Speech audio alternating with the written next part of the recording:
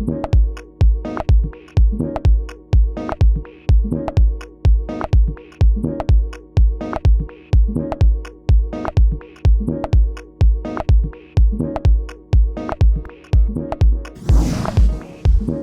I am Lindsay from SprayEZ, and today we're going to talk about the fast kick gun and the closed cell foam installation.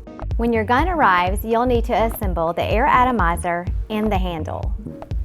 The handle can go on either the left or right hand side, depending on whether you're left or right handed. There are 3 screw holes that you can choose from.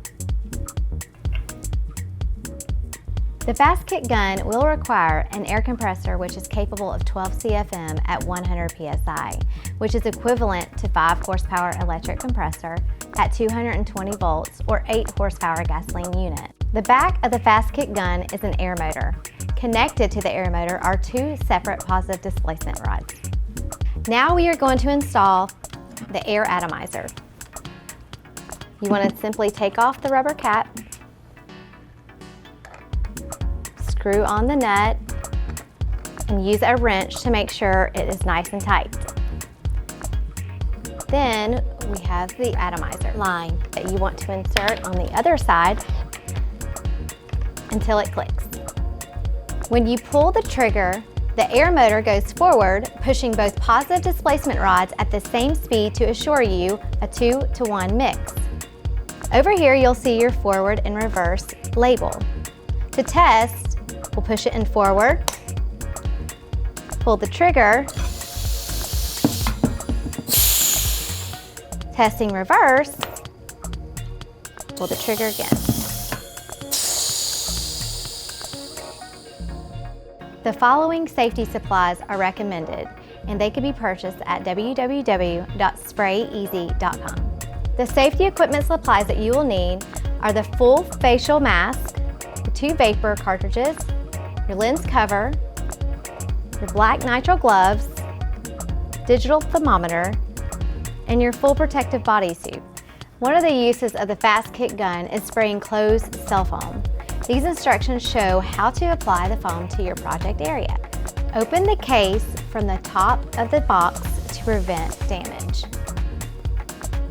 Remove each of the static mixers, ensuring there are 6 in total as well as 6 cartridges. This is the elbow bracket that is included in your package. You will attach it to your static mixer until it clicks. To remove the elbow bracket, make sure you push it in and pull. There are metal teeth that grip to the static mixer, and if you pull it out without pushing it in, you could damage it. You can use this elbow bracket on many cartridges if it is used properly. To set the proper pressure of the air atomization, you take the static mixer and you put it in the air atomizer.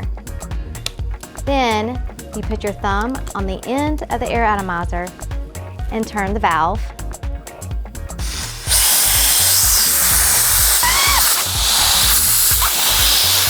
When you turn on the valve, the pressure should be between 45 to 50 psi for at least 30 seconds. If not, chances are that your compressor is too small or there is another problem. Please call us immediately if you are having any of these problems. You always want 100 psi going into the gun. To adjust the air atomizer pressure, you pull the knob and rotate it until you get 45 to 50 psi. Next, we will be testing the temperature of the foam. I will be using an empty cartridge for demonstration purposes. Remove the red cap and white plug from the top to make it visible into the liquid. Using the laser thermometer, shoot the laser down through these individual holes into the liquid, not outside of the cartridge. Replace the white plug and the red cap before continuing the next step. The temperature of the cartridge must be at 85 to 90 degrees for spraying foam. Other materials will have different temperatures. The most common method of heating material is in the microwave at 30-second intervals. The substrate area to be sprayed must not be below 50 degrees Fahrenheit. Once temperature is achieved, shake vigorously for about 20 seconds before removing the red cap and white plug. Notice the flange. The flange attaches to the cartridge by holding it firmly and flat against the spout and slowly screwing the black knob onto the mixer to the cartridge. Holding the gun on a steady surface, pointed up. Place the cartridge in the gun with the static mixer, never facing down, as gravity will cause the foam to pour into the mixer and react. Making sure your button is in reverse, pull the trigger, place your cartridge into the positive displacement rods. And now we will place the elbow bracket onto the static mixer until it clicks. You always want to keep the gun in an upright position.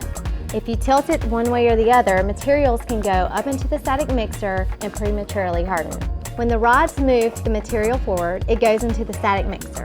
The air atomizer is what gives it the proper spray pattern. To turn this on, you must turn the valve and pull the trigger at the same time. This must be done in conjunction. If you don't, you risk the material going into the static mixer and hardening prematurely.